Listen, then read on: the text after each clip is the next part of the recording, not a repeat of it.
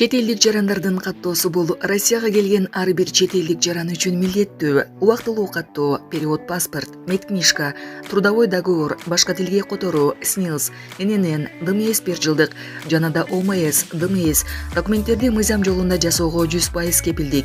Урматтуу замандаштар, иш кагаздарда кандай көйгөй болбосун кайрылыңыздар. Кызматташуу үчүн +7 929 541 02 05 Эрлан менен байланышыңыз. Биз менен кызматташууну унутпаңыз.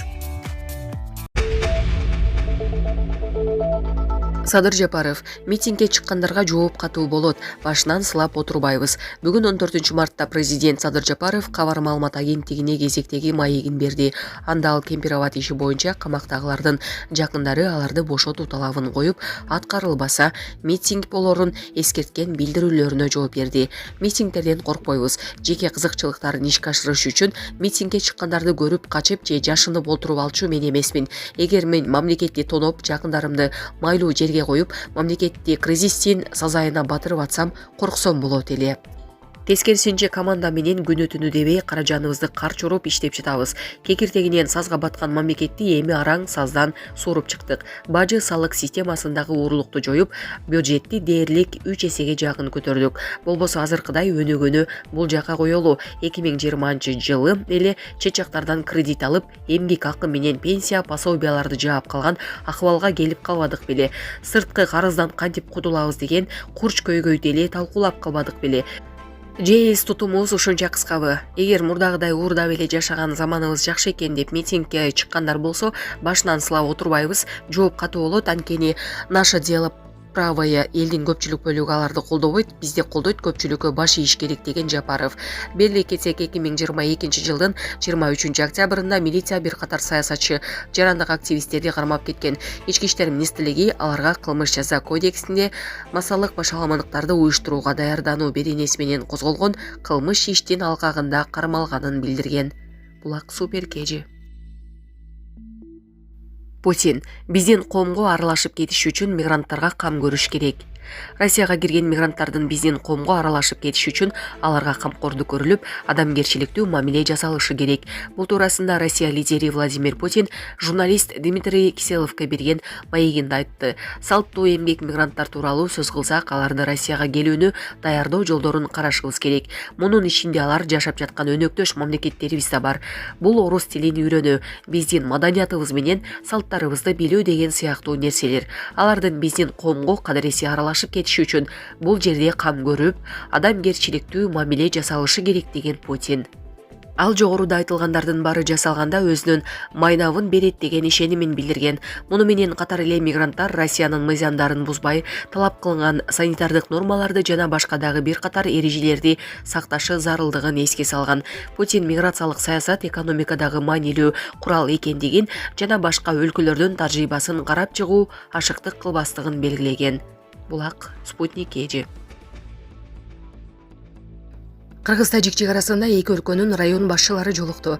Кыргызстандын Баткен районунун акими Учкунбек Журубаев жана Тажикстандын Исфара районунун төрагасы Баховадин Баходурзода жетектеген тийиштүү делегациялардын жолугушуусу болду. Бул тууралуу Баткен облусунун өкүлчүлүгүнөн билдиришти. Маалымдалгандай, жолугушуу Баткендин Орто Боз жана Тажикстандын Хочай Алуу айылдарын чектешкен жерде өткөн. Анда чегара, улуттук тартип, суга түсүү, жаз алды менен арыктарды тазалоо иштерин макулдашуу менен жүргүзүү, суу талаш көйгөйү жаралбаш үчүн алдын ала макулдашуулар зарылдыгы белгиленди.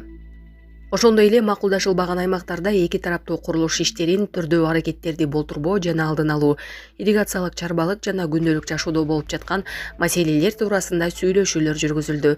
Ага ылайык эки тараптуу делегация чагымчылдык аракеттердин алдын алуу үчүн чараларды көрүү боюнча макулдашышты. Жолугушууда эки элди түрдүү чагымчыл чакырыктарга алдырбоо маселелери каралып, түшүндүрүү иштерин жүргүзүү менен чек аралаш аймактарда эки тараптуу туруктуулукту сактоо жактары сүйлөшүлдү деп айтылат маалыматта. Учурда Баткен районунун чек ара аймагында коомдук саясий абал тынч. Булак Супер Кежи. Кыргызстан буунун индекси боюнча жогору өнүккөн өлкөлөрдүн катарына кирди. Кыргызстан буунун адамзат өнүгүү индекси боюнча жогору өнүккөн өлкөлөрдүн тобуна кирди. Бул тууралуу министрлер кабинетинин төрагасынын орун басары Идил Байсалов өзүнүн Facebook баракчасына жазып чыкты. Байсалов буунун адамзат өнүгүү индекси жарыялаган жаңы маалыматта өлкө 0,701 упай менен бир орунга көтөрүлгөнүн айтты. 2022 жылдын жыйынтыгы менен биз бир орун өйдө көтөрүлүп, 193 мамлекеттен 117 орунду ээледик. Бирок эң негизгиси 0,701 упай мурда 0,692 болчу. Жогору өнүккөн өлкөлөр тобуна кирдик. Буга чейин биз орто өнүккөн мамлекет болчубуз деп жазды ал. Ошондой эле Байсалов бул башталышы экенин айтып, бир жыл мурдагы статистика гана эске алынганын белгиледи. Акыркы жылдын ийгиликтери камтыла элек. Буюрса мамлекетибиз өнүгүү жолуна түшкөнү эл аралык аренада көрүнө баштады. Албетте 117 орун биз үчүн өтө эле темөн. Өнүгүүнүн жолу оор. Жакшы болуш аста-аста дейт эмеспи? Жерге бизде ынтымак болсо, бай мамлекеттердин катарына кошулуу өзүбүздүн эле көз каранды деп кошумчалады. Булак Суперкежи. Чет элдик өкүл АКШ батыштын элчиликтери тынчсыздануу билдирди. Жогорку кеңеште чет элдик өкүл тууралуу мыйзам долбоорунун кабыл алынышына байланыштуу Европа биримдигинин Кыргызстандагы өкүлчүлүгү Канада, Франция, Германия, Британия жана АКШнын элчиликтери 14 мартта биргелешкен билдирүү жарыялап, тынчсыздануу билдирди. Мыйзам долбоорундагы жоболор коммерциялык эмес жана бейөкмөт уюмдардын эркин иш алып баруу мүмкүнчүлүгүнө коркунуч туудурат. Эл аралык ченемдерге каршы келет жана Кыргыз Республикасынын жарандары менен тургундардын жашоосун жакшыртуу үчүн жардам көрсөтүү мүмкүнчүлүгүбүзгө коркунуч туудурат деп айтылат биргелешкен билдирүүдө. Анда бейөкмөт уюмдар мамлекеттин каршылаштары эмес, алар демократияны куруудагы өнөктөштөр экени да жазылган. АКШ баштаган Европа өлкөлөрүнүн элчиликтери президент Садыр Жапаровду жана жогорку кеңешти өлкө ичиндеги жана башка тынчсызданууларды эске алып, бул мыйзамды кайра карап чыгууга чакырды. 14 мартта коммерциялык эмес уюмдар жөнүндө же чет элдик өкүл деп таанылган талаштуу мыйзам долбоору парламентте 3-окууда талкуусуз кабыл алынды. Жогорку кеңештин жалпы жыйынына катышкан 66 депутат мыйзам долбооруна макул, 5 депутат каршы добуш берди. Документ эми президентке кол коюу үчүн жөнөтүлөт.